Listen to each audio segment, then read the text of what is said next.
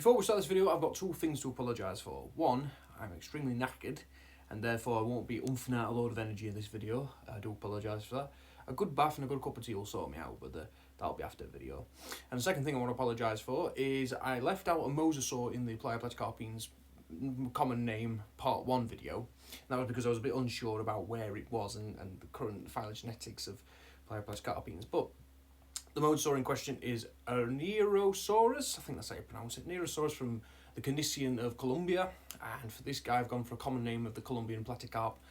I've left it out purely because Plioplatecarpine phylogenetics at the moment,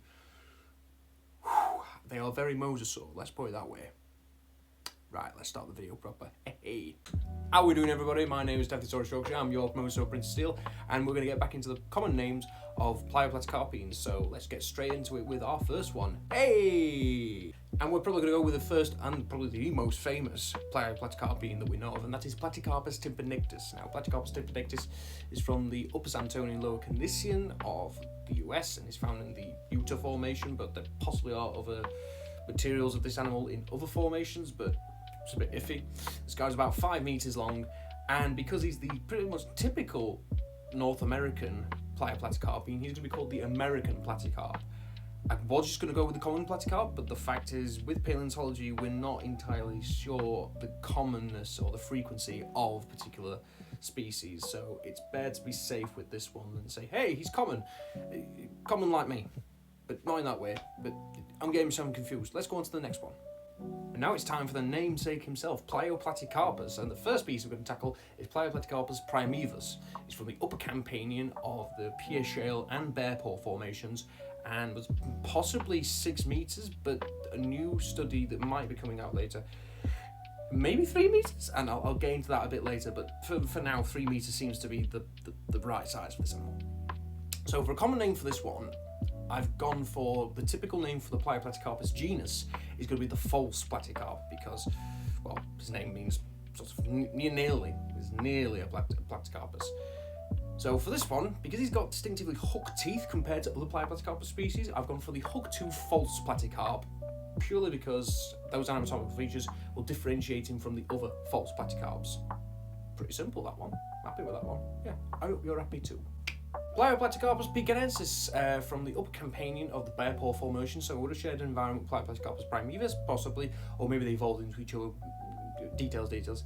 Again, with this guy, an estimate of 5-6 meters, possibly, but a new study suggests maybe 3 meters for this animal.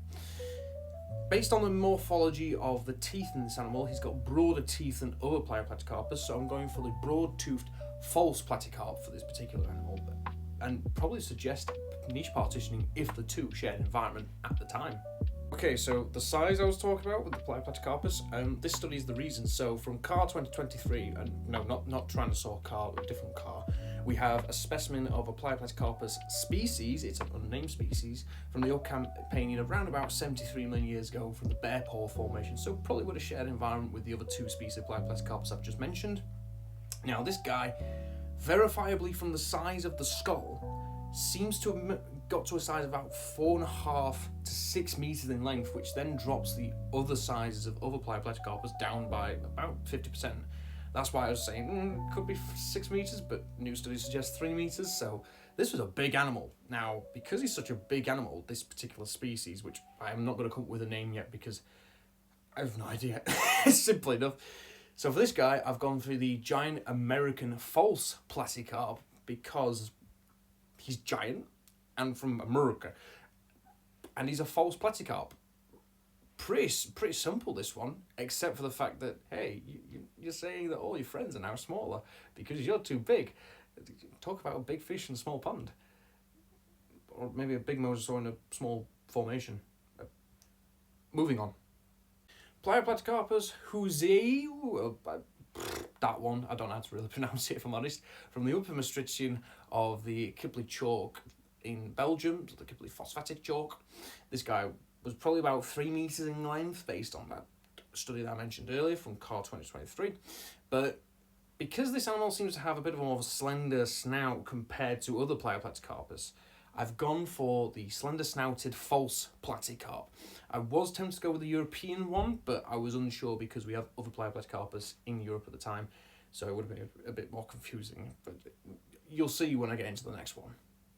See what I mean? We've got Plioplatecarpus marshii from the Upper Maastrichtian of Belgium. Probably around about 3 meters again, so a similar size to other Plioplatecarpus, I should say.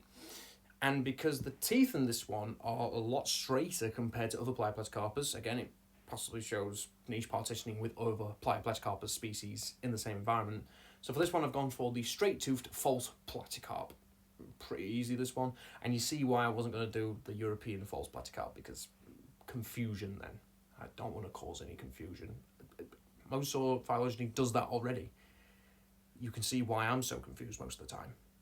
Now we've got Plioplatecarpus, and we'll start with the first species, which is Plioplatecarpus wilsoni, from the lower mid-Campanian, so about 80.5 million years ago, from the Pierre Shale Formation in Canada. This guy probably measured around about 4 meters in length, so slightly larger than Plioplatecarpus. Because these animals have broad snouts for Plioplatecarpines, well, the North American Plioplatecarpines in particular, and because this animal is actually smaller than his friend, his brother species, sister species, whatever you want to call it, family species if you like, I've gone for the lesser broad-snouted platycarp because, as we're going to see in a bit, he tiny, he very small, he minimal, yes, very, very small. Next up, we have Plioplatecarpus nicolsae from the lower mid-Campanian, so about 80.5 to 79 million years ago, so probably lived around the same time as the other species of Plioplatecarpus from the same formation as well in Canada. But this guy, based on the skull material, was massive. This was a big Plioplatecarpine of about 8 meters. That's huge. That's a big boy, big lad. So it's no wonder why I'm going to call him the greater broad-snouted platycarp, because it's big lad. Big lad, you know, he walks in with his chest out, you know, big lad, big lad, big lad. I should probably stop doing this because I look ridiculous.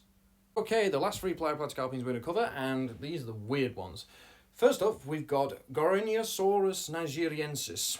You wonder where he's from. He's from the Upper Maastrichtian of the Dunkamaji Formation. I apologise if I butchered that. From Nigeria and Niger, and it was probably about 5 meters in length, so moderately sized mosasaur. And he is a very weird, I almost want to call him a pliosaur snouted mosasaur, but appropriately for platycarpines, I've gone for the crocodile platycarp, because this guy's got either a pliosaur looking skull or a crocodile looking skull, how you look at it. But that is based on old reconstructions, but still, this guy's got a very weird skull for not just a Plioplatecarpine, but a mosasaur in general. So yeah, crocodile platycarp, that works. That really does work. And the final 2 are from the Moroccan phosphates of, well, where else? Morocco, from the Upper Maastrichtian. And our first one is going to be Kinjaria. Now, Kinjaria, I could have gone with so many easy names for this one. He was about 8 meters long. Bulldog-faced looking Plioplatecarpine. Really weird, really terrifying as well, based on the reconstructions. So for this one, I've decided to up the ante a bit. I've gone for Dragon Platycarp. Why? Because he just looks too cool to just be called the Bulldog Platycarp, which is what I was originally going to go with. This guy needs a cool name, the Dragon Platycarp. That's awesome, isn't it? That's beautiful and terrifying. So let's move on to the last one and really ruin it for you. Avialamimus from the Upper Maastrichtian of the Moroccan phosphates in Morocco, so same place as Kinjaria, up to 7 meters long based on a personal estimation that I've actually done in the past. Now, for this one, I've gone for 2 different names because I think he's worthy of that. He's either going to be called the Gharial Platycarp or the Long-Snouted Platycarp. Both are really descriptive and show off, you know, the common feature that this animal has. And he's a very bizarre Plioplatecarpine. The last 3 have been. So, but yeah, that covers the Plioplatecarpines. Big family, but not as big as the other ones. We'll get to them. But anyways, guys, hope you enjoyed this video. I'll see you later. Take good care. Ta-da. Bye.